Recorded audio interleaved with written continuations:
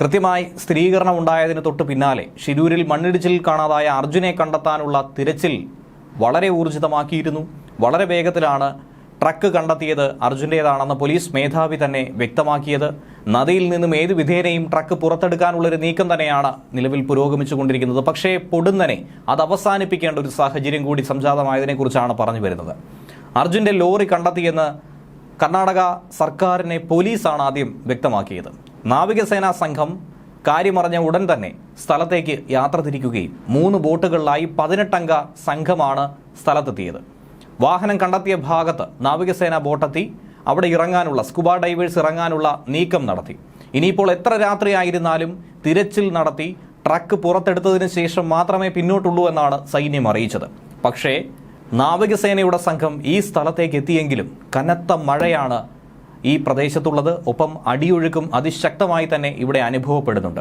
അപകട സാധ്യതയും അതുപോലെ തന്നെ ഇനിയൊരു മണ്ണിടിച്ചിലും മറ്റുമൊക്കെ നിലനിൽക്കുന്നത് കൊണ്ട് വലിയ റിസ്ക് എടുക്കണ്ട എന്നുള്ള നിർദ്ദേശത്തിൻ്റെ അടിസ്ഥാനത്തിൽ പിൻവാങ്ങേണ്ട സാഹചര്യമാണ് ഉണ്ടായത്. കൃത്യമായൊരു മാസ്റ്റർ പ്ലാനോടുകൂടി കേവലം മണിക്കൂറുകൾക്കുള്ളിൽ അർജുനെ പുറത്തെടുക്കുമെന്ന ഒരു ശുഭവാർത്ത നമുക്കേവർക്കും കേൾക്കാൻ കഴിയും. അതിശക്തമായ മഴയെ അവഗണിച്ച് നദിയിലിറങ്ങാനായി സ്കൂബ ഡൈവേഴ്സ് ശ്രമിച്ചുവെങ്കിൽ പോലും ഒരു കാരണവശാലും അവർക്ക് രക്ഷാപ്രവർത്തനം നടത്താൻ കഴിയാത്തൊരു സാഹചര്യമുണ്ടായി. അങ്ങനെ പിൻവാങ്ങേണ്ട ഒരു ഘട്ടമാണ് നിലവിൽ സംഭവിച്ചത്.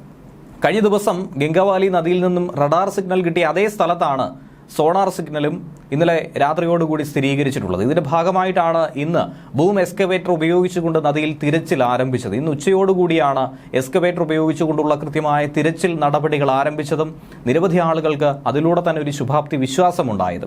ഏകദേശം 61 അടി താഴ്ച വരെ ദൂരത്തോ ആഴത്തിലോ അർജുൻ ഉണ്ടെങ്കിൽ പോലും കണ്ടെത്താൻ കഴിയുമെന്നുള്ളതാണ് ബൂം എക്സ്കവേറ്ററിന്റെ ഏറ്റവും വലിയൊരു സവിശേഷതയും. ഒപ്പം തന്നെ നിരവധി JCBയും മറ്റ് അനുബന്ധ ഉപകരണങ്ങളും അവിടെ പ്രവർത്തിപ്പിക്കുന്നുണ്ടായിരുന്നു. അതുപയോഗിച്ചുകൊണ്ട് രക്ഷാപ്രവർത്തനവും മണ്ണ് നീക്കലും ഒക്കെ തന്നെ നടത്തുന്നുണ്ട്. ഒപ്പം കോസ്റ്റ് ഗാർഡിന്റെ ഹെലികോപ്റ്റർ പുഴയിൽ പരിശോധനയും തുടങ്ങിയിരുന്നു.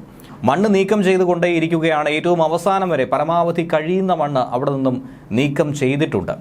അവിടെ തന്നെ അർജുൻ ഉണ്ടാകട്ടെ എന്ന് പ്രാർത്ഥിക്കുകയാണ് സഹോദരി ഭർത്താവായ ജിതിൻ കൂടി.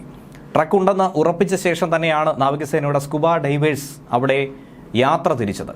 എത്ര മണിക്കൂറുകൾ പണിപ്പെട്ടായിരിക്കാം ഇനി ട്രക്ക് പുറത്തേക്ക് എത്തിക്കുക എന്നുള്ള കാര്യത്തിൽ ഒരു വ്യക്തമായ ചിത്രം നമുക്ക് ലഭ്യമല്ല. കാരണം ഇപ്പോൾ മഴ തുടങ്ങിയിട്ടുണ്ട്, അടിയൊഴുക്ക് ആരംഭിച്ചിട്ടുണ്ട്. ഇനിയും അവിടെ ഒരു മൺകൂന രൂപപ്പെടുമോ എന്ന ഭീതിയാണ് നിലവിലുള്ളത്. അങ്ങനെയെന്നാൽ നാളെ വീണ്ടും ഈ മണ്ണ് മുഴുവൻ വാരി മാറ്റേണ്ട ഒരു സാഹചര്യം ഉണ്ടാകും.